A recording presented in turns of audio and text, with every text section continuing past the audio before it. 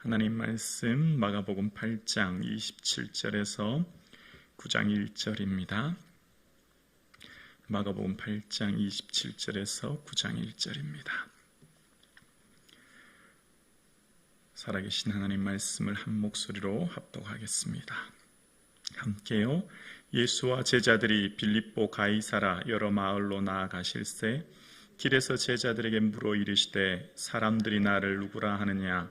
제자들이 여짜와 이르되 세례 요한이라 하고 더러는 엘리야 더러는 선지자 중에 하나라 하나이다.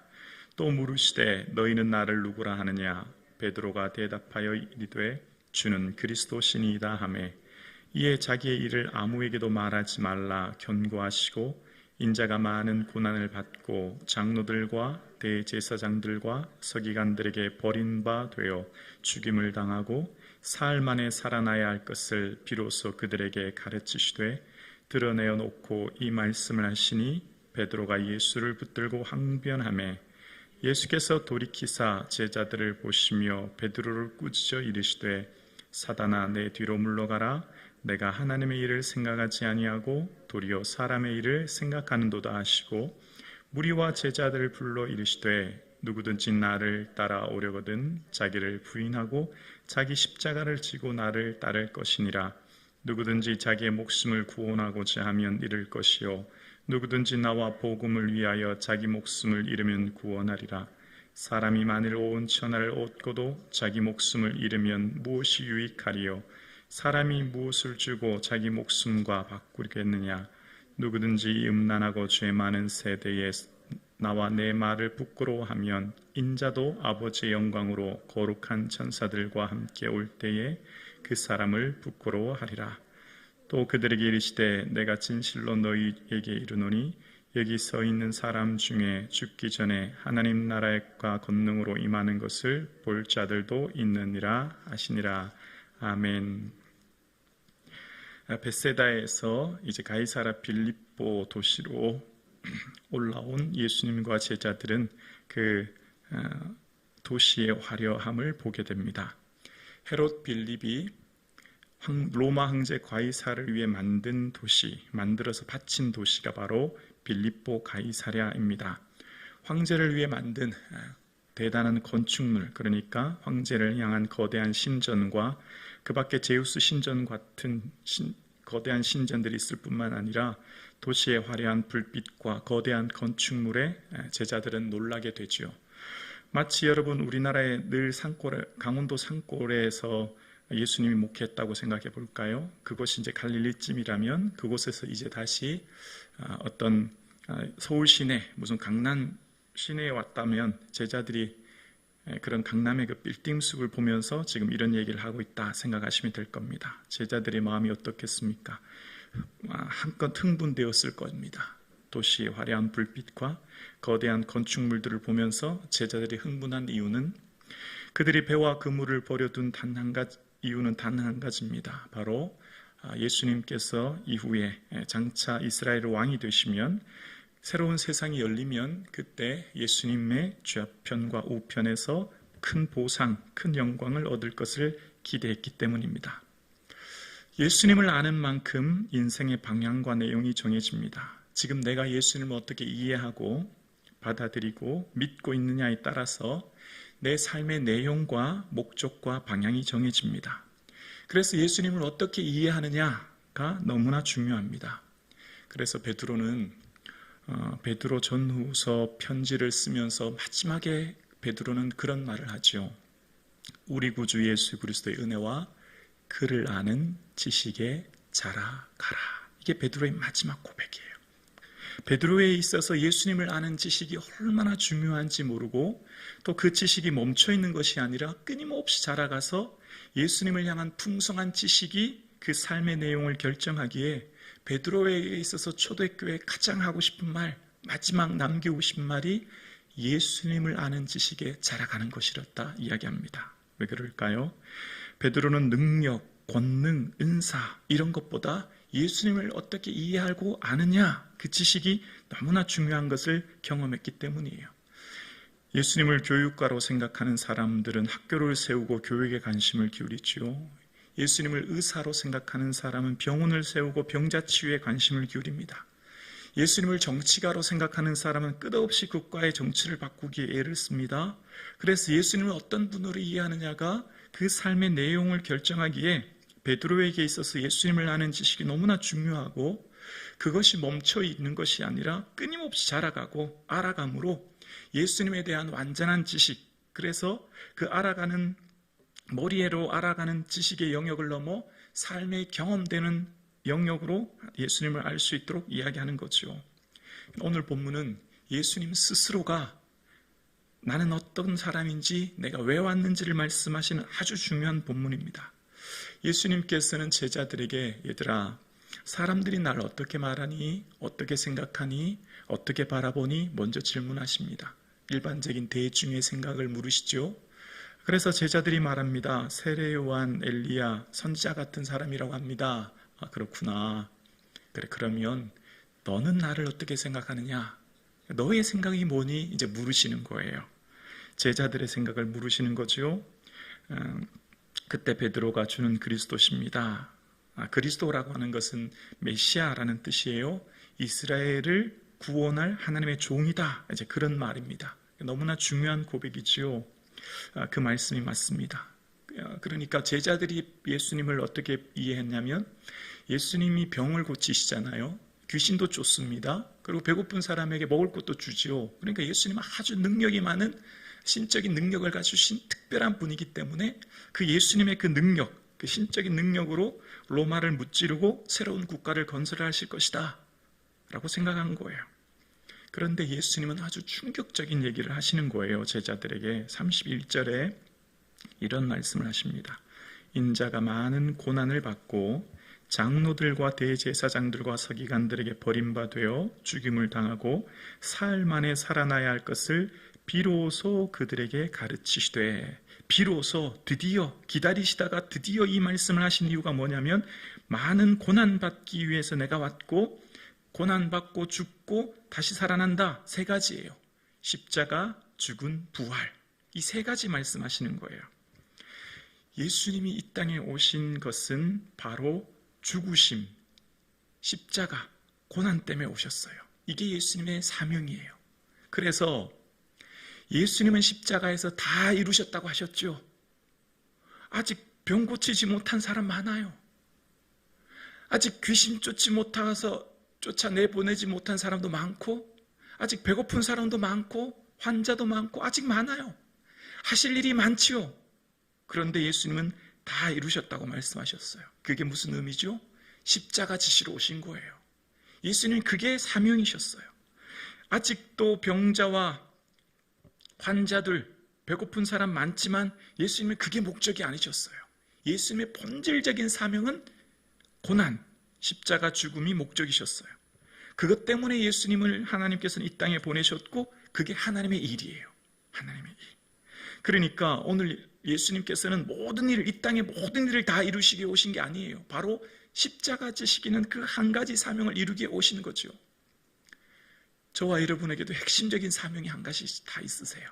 우리가 다 주의를 할 수 없죠. 우리가 그런 능력이 없지 않습니까? 이것도 하고 저것도 하고 그럴 만한 능력이 안 돼요. 저와 여러분 각자에게는 핵심적인 하나님의 사명이 한 가지씩 다 있어요. 그 일을 이루기 위해 온 겁니다. 그 일을 찾고 발견하고 이룰 수 있기를 주의 이름으로 축원합니다. 예수님이 다 이루셨던 그 십자가는 바로 고난이셨어요. 많은 고난을 받는 것, 그리고 십자가에 죽는 것이죠. 근데 제자들은 무지하여 모릅니다. 제자들에게 있어서 죽음은요, 끝이거든요. 죽고 다시 살아난다고 하니까 그게 믿겨지지 않는 거예요. 그러니까 베드로가 예수님을 막 말립니다. 만류합니다. 항변하지요. 원어에 꾸짖었다는 뜻입니다.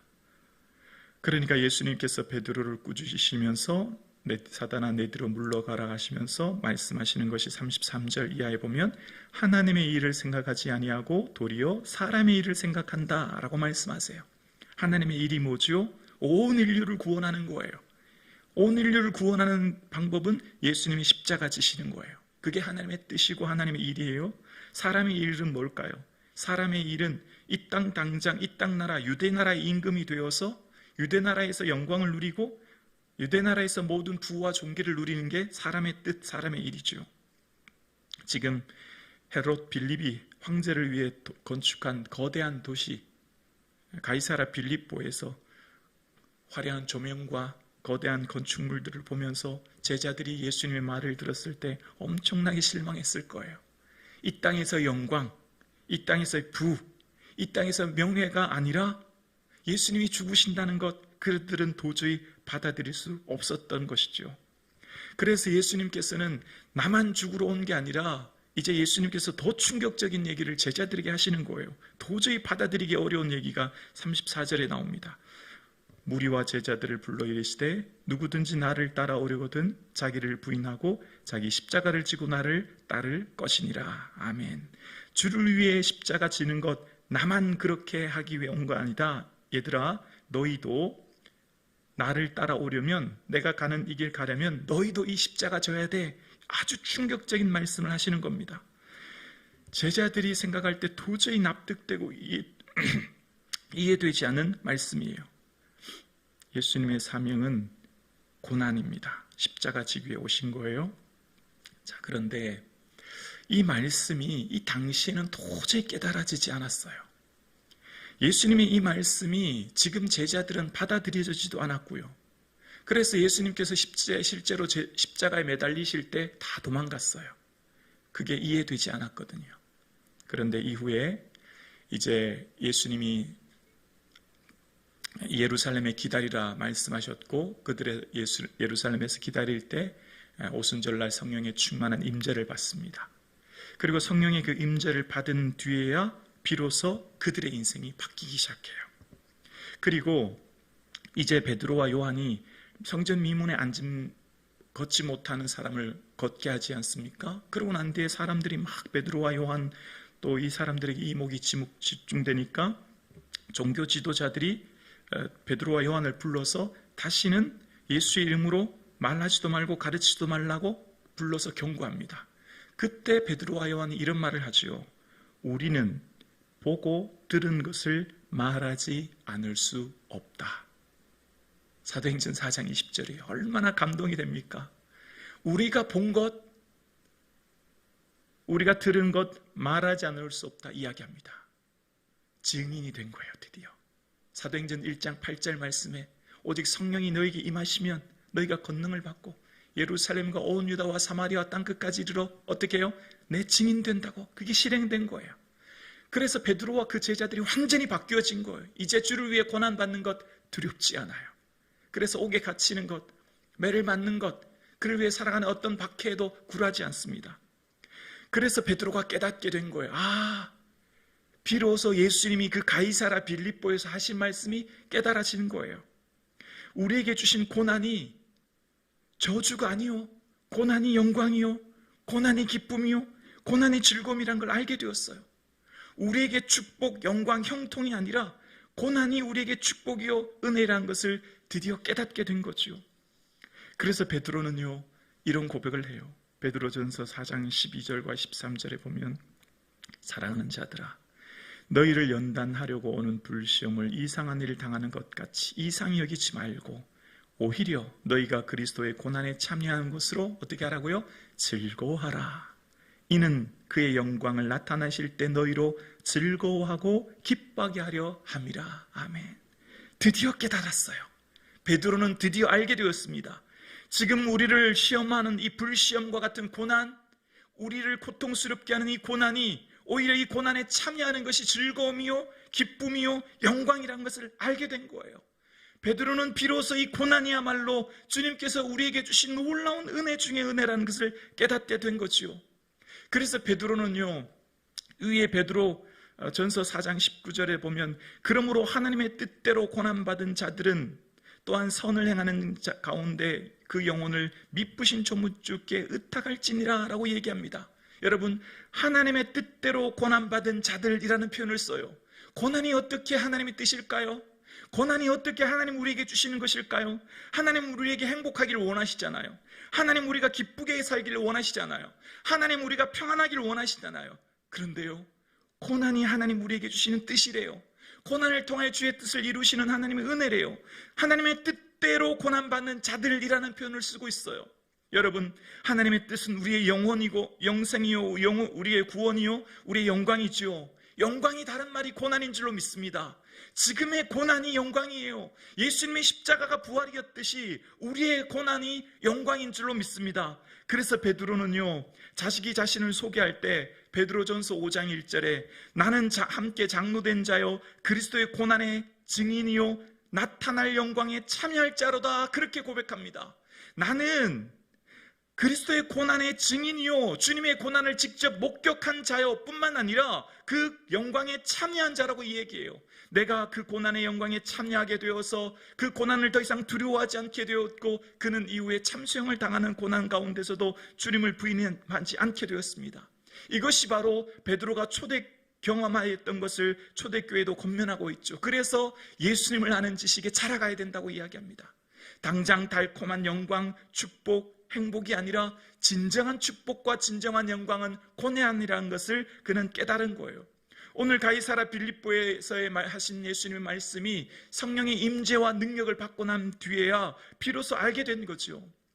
오늘 예배드리시는 여러분, 여러분의 삶의 고난은 영광이요 그리스도의 고난에 참여하는 것이 우리에게 참된 은혜인 줄로 믿습니다. 그래서 그리스도의 고난에 참여하는 것으로 즐거워할 수 있기를 주의 이름으로 축원합니다. 여기에 우리의 은혜가 있습니다. 이것이 우리의 능력입니다. 이것이 우리가 어떤 고난도 이길 수 있는 힘인 것이죠. 오늘 예배드리시는 사랑하는 성도님, 그리스도의 고난에 참여하는 것이 즐거움이요, 이것이 기쁨이요, 이것이 영광임을 기억하며 오늘 저와 여러분의 삶에 어떤 고난이 닥치든지 능히 이길 힘과 능력을 가질 수 있기를 주의 이름으로 축원합니다.